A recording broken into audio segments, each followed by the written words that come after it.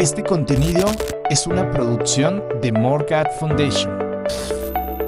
Suscríbete, síguenos y encuéntranos en todas nuestras redes sociales. My beloved brothers and Mis queridos sisters, hermanos y hermanas, estoy agradecido de estar aquí con ustedes en esta conferencia de la Iglesia de Jesucristo de los Santos de los Últimos Días, al invitarnos a reflexionar sobre la manera en que la restauración que el Señor hizo de su Iglesia en esta última dispensación nos ha bendecido a nosotros y a nuestros seres queridos.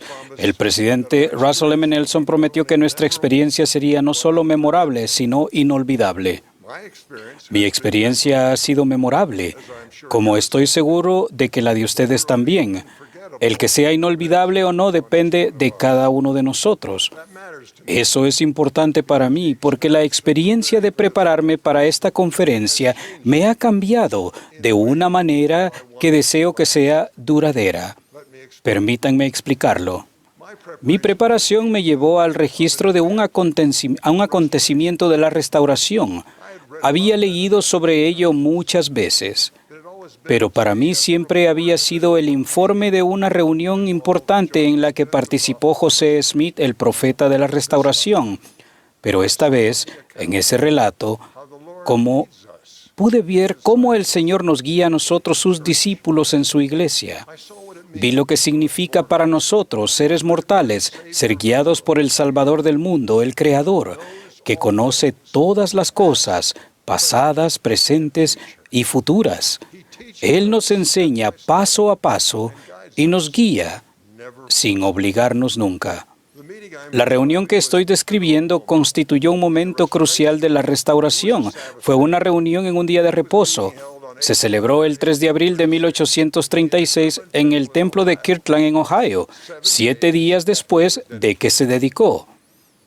José Smith describió este momento grandioso de la historia del mundo de manera sencilla. Gran parte de su relato está registrado en la sección 110 de Doctrina y Convenios. Por la tarde, ayudé a los otros presidentes a repartir la Santa Cena del Señor a los de la Iglesia, recibiéndola de los 12, a quienes correspondía el privilegio de oficiar en la mesa sagrada ese día. Después de haber realizado ese servicio a mis hermanos, me retiré al púlpito, estando los velos tendidos, y me arrodillé con Oliver Cowdery en solemne y silenciosa oración. Al levantarnos, después de orar, se nos manifestó a los dos la siguiente visión. El velo fue retirado de nuestras mentes y los ojos de nuestro entendimiento fueron abiertos. Vimos al Señor sobre el barandal del púlpito delante de nosotros, y debajo de sus pies había un pavimento de oro puro, del color del ámbar. Sus ojos eran como llama de fuego, el cabello de su cabeza era blanco como la nieve pura, su semblante brillaba más que el resplandor del sol, y su voz era como el estruendo de muchas aguas. Sí, la voz de Jehová que decía: soy el primero y el último, soy el que vive, soy el que fue muerto. Soy vuestro abogado ante el Padre. He aquí vuestros pecados os son perdonados, os halláis limpios delante de mí, por tanto alzad la cabeza y regocijaos. Regocíjese el corazón de vuestros hermanos, así como el corazón de todo mi pueblo, que con su fuerza ha construido esta casa a mi nombre. Porque he aquí, he aceptado esta casa, y mi nombre estará aquí, y me manifestaré a mi pueblo en misericordia en esta casa. Sí, apareceré a mis siervos y les hablaré con mi propia voz, si mi pueblo guarda mis mandamientos y no profana esta santa casa. Sí, el corazón de millares y decenas de millares se regocijará en gran manera como consecuencia de las bendiciones que han de ser derramadas y la investidura con que mis siervos han sido investidos en esta casa. Y la fama de esta casa se extenderá hasta los países extranjeros, y este es el principio de la bendición que se derramará sobre la cabeza de los de mi pueblo. Así sea. Amén. Después de cerrarse esta visión, los cielos nuevamente nos fueron abiertos, y se apareció Moisés ante nosotros, y nos entregó las llaves del recogimiento de Israel de las 4 partes de la tierra y de la conducción de las 10 tribus desde el país del norte. Después de esto apareció Elías, y entregó la dispensación del Evangelio de Abraham, diciendo que en nosotros y en nuestra descendencia serían bendecidas todas las generaciones después de nosotros. Concluida esta visión, se nos desplegó otra visión grande y gloriosa, porque Elías el profeta, que fue llevado al cielo sin gustar la muerte, se apareció ante nosotros y dijo: He aquí, ha llegado plenamente el tiempo del cual se habló por boca de Malaquías, testificando que él, Elías el profeta, sería enviado antes que viniera el día grande y terrible del Señor, para hacer volver el corazón de los padres a los hijos y el de los hijos a los padres, para que el mundo entero no fuera herido con una maldición. Por tanto, se entregan en vuestras manos las llaves de esta dispensación, y por esto sabréis que el día grande y terrible del Señor está cerca, sí, a las puertas. Ahora, yo había leído ese relato muchas veces. El Espíritu Santo me había confirmado que el relato era verdadero.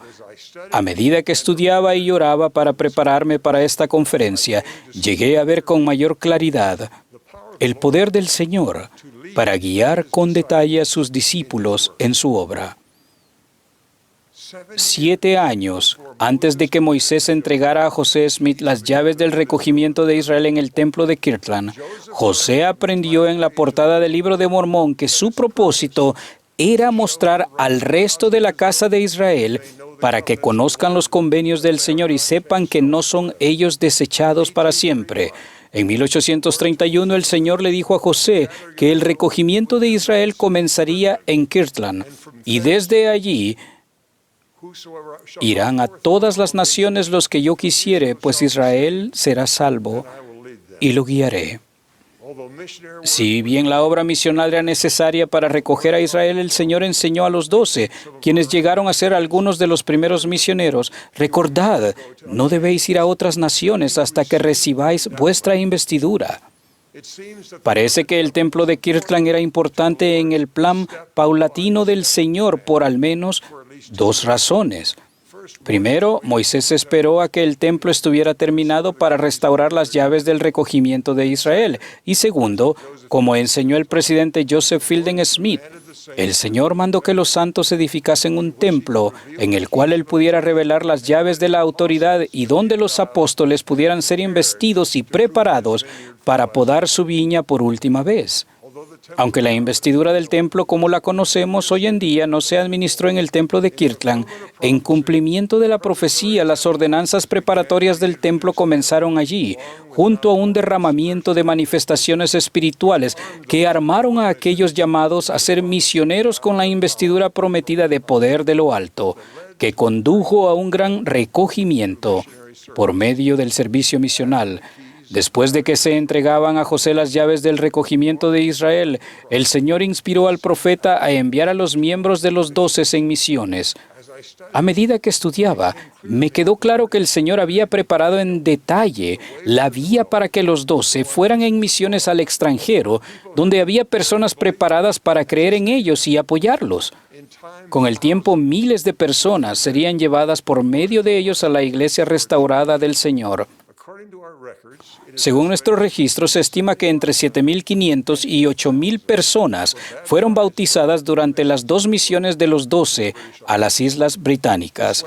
Eso sentó las bases para la obra misional en Europa, y para finales del siglo XIX, unas 90.000 personas se habían congregado en Estados Unidos, la mayoría de ellos procedentes de las Islas Británicas y de Escandinavia. El Señor había inspirado a José y a fieles misioneros que fueron a trabajar a lograr una cosecha que debió parecerles en aquel entonces más allá de su capacidad. Pero el Señor, con su perfecta previsión y preparación, lo hizo posible. Ustedes recuerdan el lenguaje sencillo y casi poético de la sección 110 de Doctrina y Convenios. He aquí, ha llegado plenamente el tiempo del cual se habló por boca de Malaquías, testificando que él, Elías el profeta, sería enviado antes que viniera el día grande y terrible del Señor, para hacer volver el corazón de los padres a los hijos y el de los hijos a los padres, para que el mundo entero no fuera herido con una maldición. Por tanto, se entregan en vuestras manos las llaves de esta dispensación, y por esto sabréis que el día grande y terrible del Señor está cerca, sí a las puertas. Testifico que el Señor vio lejos en el futuro y cómo Él nos guiaría para ayudarle a cumplir sus propósitos en los últimos días. Hace muchos años, mientras prestaba servicio en el Obispado Presidente, se me encargó supervisar el grupo de diseño y desarrollo que creó lo que llamamos Family Search. Pongo cuidado al decir que supervisé su creación en lugar de decir que la dirigí. Muchas personas dejaron otras carreras y vinieron a construir lo que el Señor deseaba. La primera presidencia tenía la meta de reducir las duplicaciones de las ordenanzas. Su mayor preocupación era el no poder saber si las ordenanzas de una persona ya se habían efectuado. Durante varios años, o lo que me parecieron años, la primera presidencia me preguntaba, ¿cuándo lo van a terminar? Con una voz muy penetrante. Con oración, diligencia y el sacrificio de personas de gran habilidad, se logró finalizar la tarea. Se realizó paso a paso. La primera tarea fue conseguir que Family Search fuera fácil de usar para aquellos que no se sentían cómodos con las computadoras. Llegaron más cambios y sé que continuarán viniendo, porque cada vez que procedemos a resolver un problema inspirado, abrimos la puerta a más revelación para avances al menos igualmente importantes, pero que todavía no se han visto.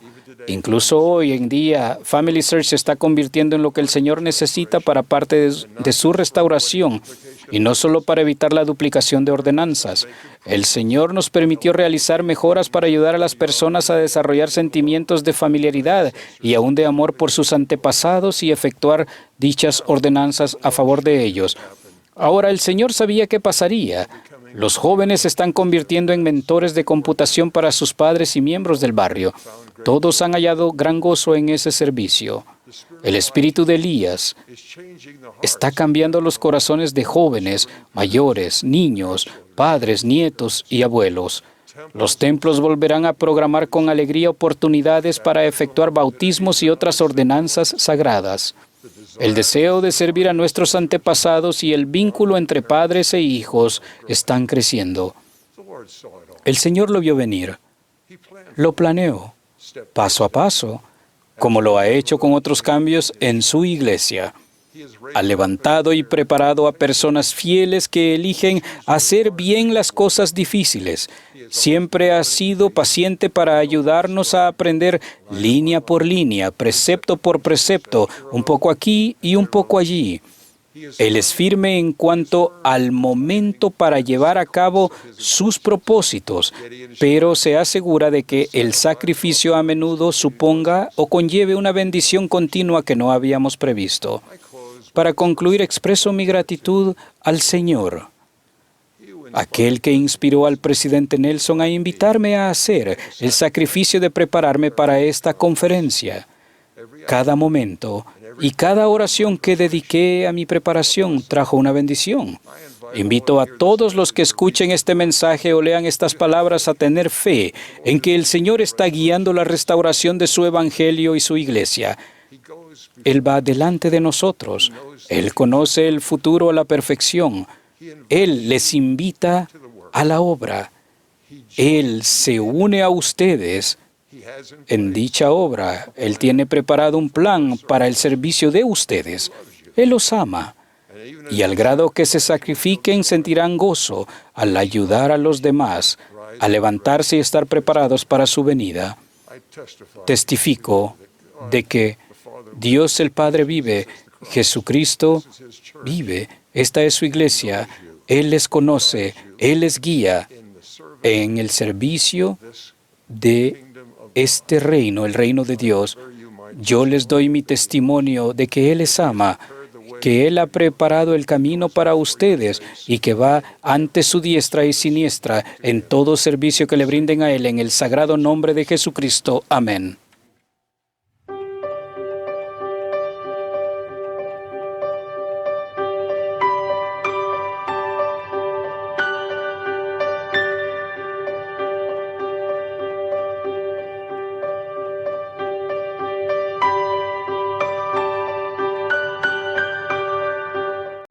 Este contenido es una producción de More God Foundation. Suscríbete, síguenos y encuéntranos en todas nuestras redes sociales.